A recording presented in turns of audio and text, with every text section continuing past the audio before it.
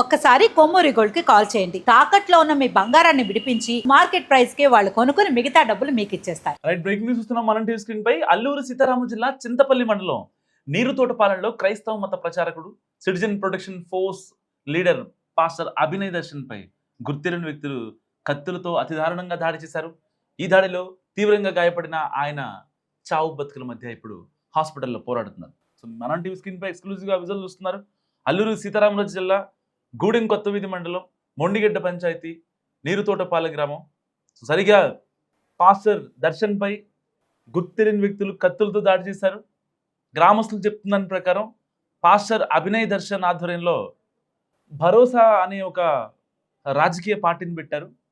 మొండిగడ్డ పంచాయతీలోని పలు గ్రామాల్లో గత 15 రోజులుగా ఆయన పార్టీ తరపున ఆ యొక్క ప్రచారాన్ని నిర్వహిస్తున్నారు.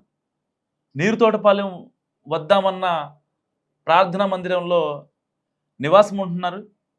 సరిగ్గా సోమవారం సాయంత్రం చింతపల్లి వస్తుండగా, నీరుతోటపాలెం నుంచి చింతపల్లి వస్తుండగా 6 వ్యక్తులు వాళ్ళు మాస్క్ కప్పుకొని ముఖాలు కనపడకుండా వారిని ఫస్ట్ అడ్డుకున్నారు.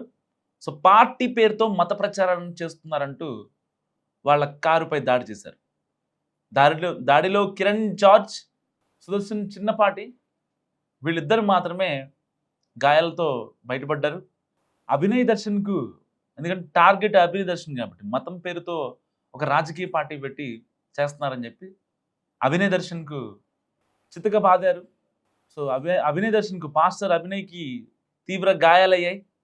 వీరిని హుటాహుటిన వెంటనే చింతపల్లి ఆ యొక్క ఫారెస్ట్ చింతపల్లి ఏరియాలో ఉన్నటువంటి హాస్పిటల్ తీసుకెళ్లారు. సో అక్కడున్న ఏదైతే గాయపడిన సుదర్శన్, రవి వీళ్ళు మాట్లాడుతూ తాము పార్టీ ప్రచారానికి గిరిజనుల సమస్యలు తెలుసుకోవడానికి వెళ్తుంటే మాపై అతి దారుణంగా ప్రవర్తించారంటూ వాళ్ళు ఆవేదన వ్యక్తం చేశారు.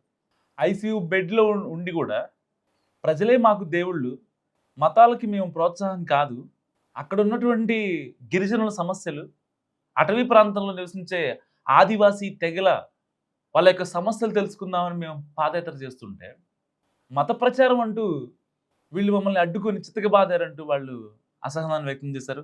గత 2 నెలలుగా అరకు ప్రాంతంలో ప్రచారం నిర్వహించామని కూడా వాళ్ళు చెప్పుకొచ్చారు.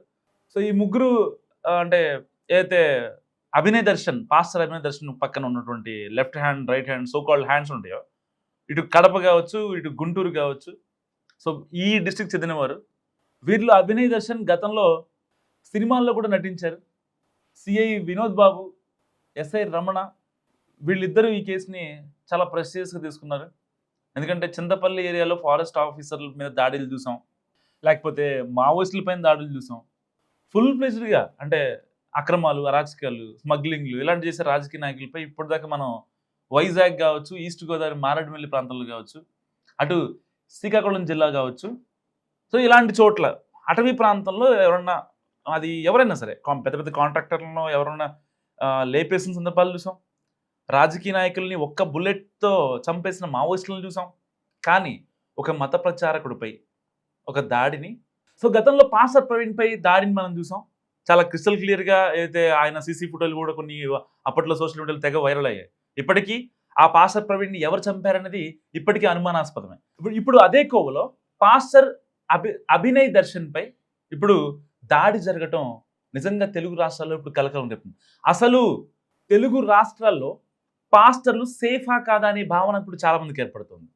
సరే, అంటే మనం టీవీ వేదికగా మనం కేవలం క్రైస్తవ మతం గురించే మాట్లాడుకుంటున్నారనో, పాస్టర్లు సేఫా కాదనో, లేకపోతే హిందూ వ్యతిరేక, ముస్లిం వ్యతిరేక అని కాదు. ఇక్కడ దాడి జరిగిన మాట వాస్తవం. వాళ్ళు మతం ప్రచారం చేశారన్నది, ఎందుకంటే వాళ్ళు ఒక పార్టీ పెట్టారు, రాజకీయ పార్టీ. దానికోసం వాళ్ళు వెళ్తుంటే వీళ్ళు కత్తులతో ముఖాలకి మాస్క్ పెట్టుకుని అత్యంత దారుణంగా, అంటే ఆల్మోస్ట్ అటెంప్ట్ టు మర్డర్ అది బేసిక్గా. కానీ అక్కడ త్రుట్లు తప్పించుకున్నారు. వాస్తవానికి 6 వచ్చి ఇంకా చంపేయాలి ఆల్మోస్ట్ ఫిక్స్ అయిపోయిన తర్వాత టార్గెట్ మిస్ అవ్వకుండా ఉండదు. కానీ ఇక్కడ టార్గెట్ మిస్ అయింది. అంటే అసలు వాళ్ళు ఎవరు? అంటే రాజకీయ ప్రత్యర్థులా, లేకపోతే కొన్ని మనం చూస్తూ ఉంటాం తెలుగు రాష్ట్రాల్లో. రీసెంట్గా హైదరాబాద్లో కొంతమంది పాస్టర్లపై ఏదైతే వేధింపుల కేసులు కావచ్చు, వేరే పాస్టర్లకి పడదని వింటూ ఉంటాం. సో ఇలాంటి ఎలిగేషన్స్ నేపథ్యంలో ఇంకెవరన్నా పాస్టర్ ఈయనపై ప్లాన్ చేశారా? అనే విషయాలు ఇప్పుడు చాలా హాట్ టాపిక్గా మారాయి. సో ఏది అయినప్పటికీ పాస్టర్ ప్రవీణ్ హత్య తరువాత ఇప్పుడు ఈ పాస్టర్ దర్శన్పై కత్తులతో భీకరంగా దాడి చేయడం నిజంగా కలకలం రేపుతోంది. ఒక్కసారిగా అడవిలో కత్తుల మోతలతో మోగిపోయింది ఆ యొక్క ఫారెస్ట్ రిజర్వ్ ఏరియా మొత్తం కూడా.